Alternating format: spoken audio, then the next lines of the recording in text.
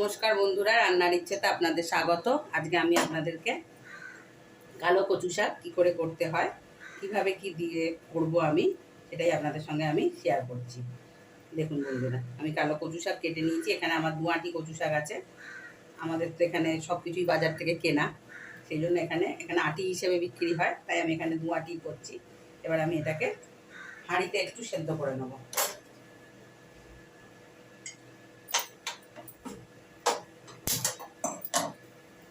হাঁড়ি বসিয়েছি, হাঁড়ির মধ্যে এগুলো আস্তে আস্তে দিয়ে দিচ্ছি।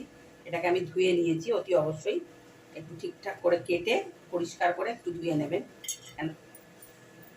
আমি এর মধ্যে বেশ খানিকটা আমি একটু নুন দিয়ে দেবো। এই নুনটা যে দিচ্ছি এটা কিন্তু মনে রাখতে হবে। এবার আমি এটাকে চাপা দিয়ে এটাকে সেদ্ধর জন্য দিচ্ছি। আমি কচু শাকগুলোকে সেদ্ধ করে একটু গ্লাস দিয়ে একটু ম্যাশ করে নিয়েছি। এবার আমি কড়া বসিয়ে দিয়েছি। আমি কড়ায় আন্দাজ মতন তেল দিয়ে দিচ্ছি। কচু শাকে খুব বেশি তেল লাগে না, সেই জন্য আমি যেটুকুনি কচু শাক করছি সেই আন্দাজেই তেল দিয়েছি। এবার আমি একটু ফোড়ন দিয়ে দেবো। তেলটাকে খুব বহু করবেন, গরম হবে সেরমভাবে দেবেন না, তাহলে কিন্তু মৌরিগুলো পুড়ে যাবে। আমি এখানে 2টো তেজপাতা কেটে দিলাম, একটা শুকনো লঙ্কা ফোড়ন দিলাম, আর কিছু মৌরি ফোড়ন দিলাম। অনেকেই অনেক কিছু ফোড়ন দেন, আমি মৌরি ফোড়ন দিই। এরমভাবে একটু খেয়ে দেখবেন কেমন লাগে। এরমভাবে রান্না করে আমাকে তবেই জানাবেন।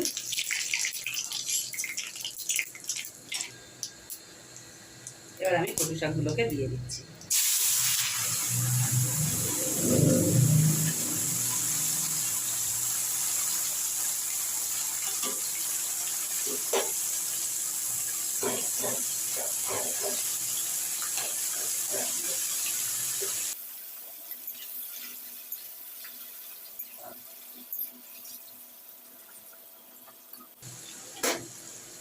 একটু নেড়েই এর মধ্যে একটু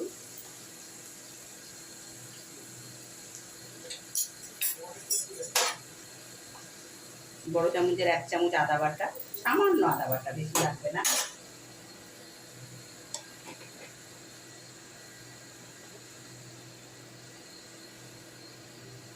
আমার এই ছোট টিস্পুনে 1 টিস্পুন হলুদ গুঁড়ো,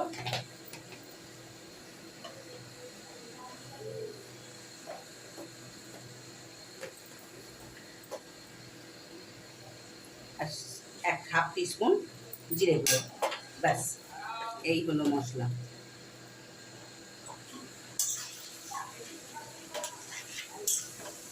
আমি একটু ঘাঁটা ঘাঁটা খেতে পছন্দ করি। যদি আপনারা ঘাঁটা ঘাঁটা করতে না চান, তাহলে সেদ্ধর পর যেরকম শটা শটা থাকে আপনারা ওইভাবেও করতে পারবেন।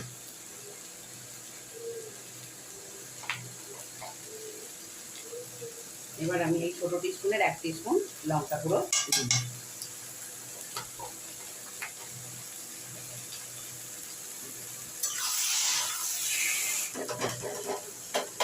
এখানে অনেকেই ছোলাও দেয়, ছোলাটা দিয়ে যারা খাবেন তারা একটু তেলটা যখন আমি ফোড়ন দিলাম তখন কিন্তু ছোলাটা দিয়ে দেবেন। কিন্তু আমাদের ছোলাটা কেউ পছন্দ করে না, সেই জন্য আমি কিন্তু এখানে শুধু নারকেল দিয়েই করব। এবার এই মশলাটা নাড়তে নাড়তে আমি এখানে এই 1/2 মালা নারকেল কুড়িয়ে রেখেছিলাম, আমি নারকেলটা দিয়ে দিলাম সবটাই। যেহেতু আমি এখানে ছোলা টোলা কিছু দিচ্ছি না, ওই জন্য নারকেলটা আমি একটু বেশি দিই।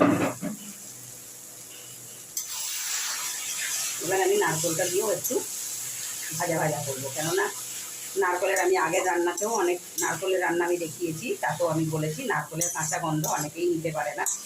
সেই জন্য একটু যদি নাড়ানাড়ি করে নেন এই কচু শাকের সঙ্গে, তাহলে কিন্তু খেতেও ভালো লাগবে আর নারকেলের কাঁচা গন্ধটাও চলে যাবে। আমি যেহেতু সেদ্ধর সময় বেশ খানিকটা নুন দিয়েছিলাম, সেজন্য কিন্তু আমি বেশি নুন দেবো না। আমি এই ছোটো আমার যে টিস্পুন, এই টিস্পুনেরই আমি 3 চামচ, এই 4 চামচ মতন চিনি দিলাম। কেন, কচু শাক একটু নারকেল দিয়ে শুধু যেহেতু করছি, সেই জন্য একটু মিষ্টি মিষ্টি ভালো লাগে।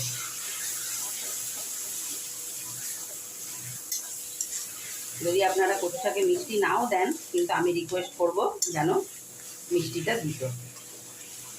এবার এইভাবে শুধু নাড়তে থাকুন যতক্ষণ না শুকনো হচ্ছে।